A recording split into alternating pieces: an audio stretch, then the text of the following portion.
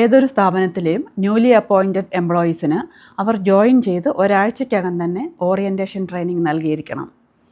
സ്ഥാപനത്തിൻ്റെ ഒറിജിൻ, അത് ഇന്നത്തെ നിലയിലായതിന് പിറകിലുള്ള ജീവനക്കാരുടെയും മാനേജ്മെൻറ്റിൻ്റെയും എഫേർട്ട്, സ്ഥാപനത്തിനുള്ളിലെ അധികാര ശ്രേണി അഥവാ ഹൈറാർക്കി, ഇതെല്ലാം ആ ട്രെയിനിങ്ങിൽ ഉൾപ്പെടുത്തിയിരിക്കണം. സ്ഥാപനത്തിൻ്റെ വിഷൻ, മിഷൻ, ഇത് പബ്ലിക്കിന് നൽകുന്ന മെസ്സേജ്, ഇതെല്ലാം ആ ട്രെയിനിങ്ങിൻ്റെ ഭാഗമാകുമ്പോൾ ജീവനക്കാരൻ ആ ബിസിനസ് ഫാമിലിയിൽ ഒരംഗമായി പെട്ടെന്ന് താദാമ്യം പ്രാപിക്കുന്നതിനും ഈ സ്ഥാപനം എൻ്റേതു കൂടിയാണ് എന്ന ഒരു ഓണർഷിപ്പ് മെൻറ്റാലിറ്റി ഫീൽ ചെയ്യുന്നതിനും ഉത്തരവാദിത്വ ബോധമുള്ള ഒരു മൈൻഡ് സെറ്റ് ഉള്ളിൽ ഡെവലപ്പ് ചെയ്യുന്നതിനും സഹായിക്കും. ഈ ഒരു ട്രെയിനിങ്ങിൻ്റെ അഭാവം മൂലം ജീവനക്കാരൻ ഈ സ്ഥാപനത്തിനെ പറ്റി സ്വയം മനസ്സിലാക്കിയെടുക്കുന്ന അപൂർണങ്ങളായ പല കാര്യങ്ങളും പബ്ലിക്കിന് കൺവേ ചെയ്തിട്ട് ഇത് ആ സ്ഥാപനത്തിൻ്റെ ഗുഡ്വില്ലിനെ തന്നെ ദോഷകരമായി ബാധിക്കാനും ജീവനക്കാരൻ്റെ ഫുൾ പൊട്ടൻഷ്യൽ ആ സ്ഥാപനത്തിന് ലഭിക്കാതിരിക്കാനും കാരണമാകും. മറ്റൊന്ന് ജോബ് സ്പെസിഫിക് ട്രെയിനിങ് ആണ്.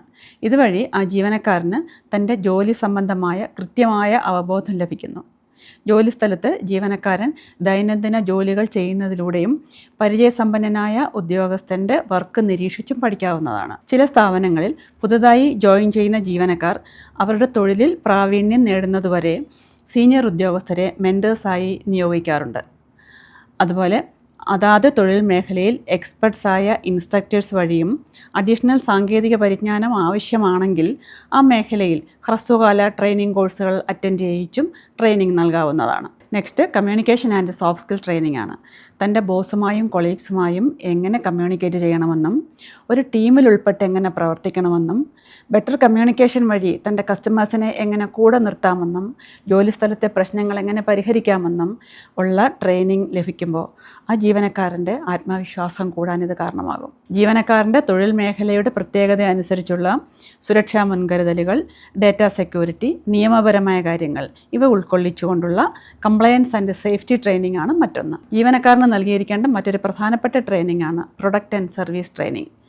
തങ്ങളുടെ സ്ഥാപനത്തിൽ നിന്നും ഒരു ഉപഭോക്താവിന് നൽകുന്ന സേവനം അല്ലെങ്കിൽ ഉൽപ്പന്നം അതെന്താണെന്നും അതിൻ്റെ സവിശേഷത എന്താണെന്നും അതെങ്ങനെ പ്രവർത്തിക്കുന്നുവെന്നും അത് പരിഹരിക്കുന്ന ദൈനംദിന പ്രശ്നങ്ങളെപ്പറ്റിയും ഉള്ള സമഗ്രമായ അറിവ് ജീവനക്കാരനുണ്ടായിരിക്കേണ്ടതാണ്. കൃത്യമായ ട്രെയിനിങ് നൽകുന്നത് വഴി സ്ഥാപനത്തിൻ്റെ ഉൽപ്പാദനക്ഷമതയും ജീവനക്കാരൻ്റെ കാര്യക്ഷമതയും വർദ്ധിക്കും.